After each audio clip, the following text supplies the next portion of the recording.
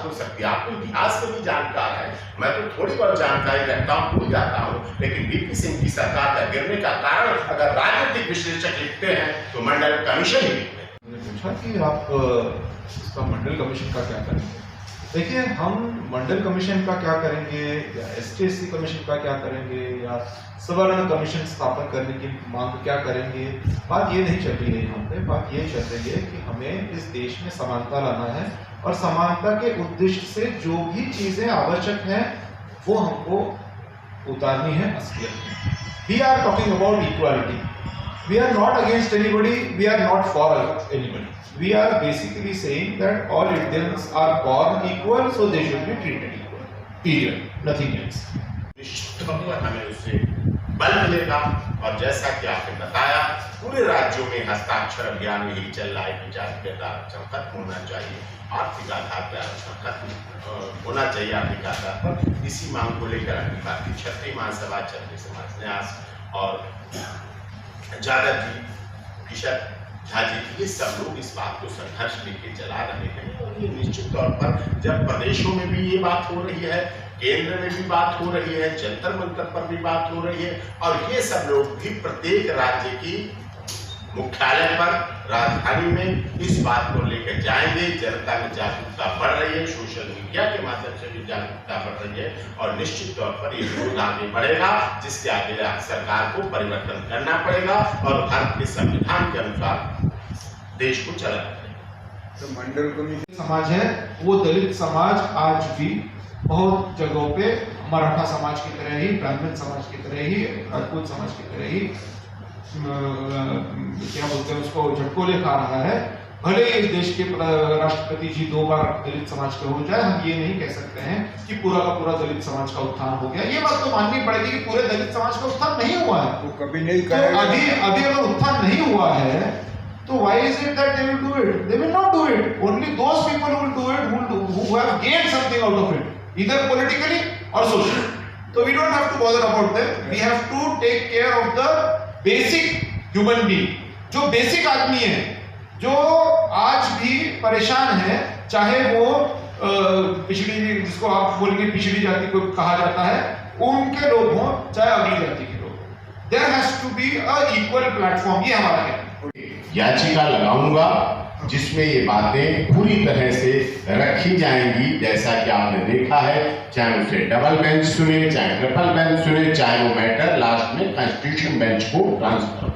तो इस संबंध में आगे जनता क्षेत्र प्लेटफॉर्म पर ये जाएंगे और सुप्रीम कोर्ट में मैं इसी विषय को लेकर लड़ाई लड़ूंगा, और जिसमें इनके जो संगठन है अखिल भारतीय समानतावादी परिषद, जो अखिल भारतीय समानतावादी परिषद है, जिसकी तरफ से ये याचिका माननीय सर्वोच्च न्यायालय में डाली जाएगी। इसके याचिकाकर्ता हर्षवर्धन यादव, जो रिजाइन किए हुए विधायक हैं महाराष्ट्र विधानसभा के, डॉक्टर ईशा झा जी हैं, जिसके उसमें आगे रहेगी, और वो याचिकाकर्ता के रूप में जो माननीय सर्वोच्च न्यायालय की, जिसकी आप लोग आशा करते हैं, पूरा देश आशा करता है कि मैं इसमें क्या कर सकता हूं, वो याचिका में माननीय सर्वोच्च न्यायालय में शीघ्र ही फाइल करूंगा।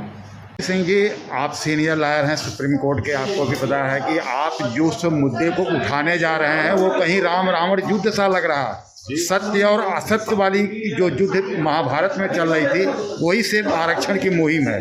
कैसे इसको पार पाएंगे?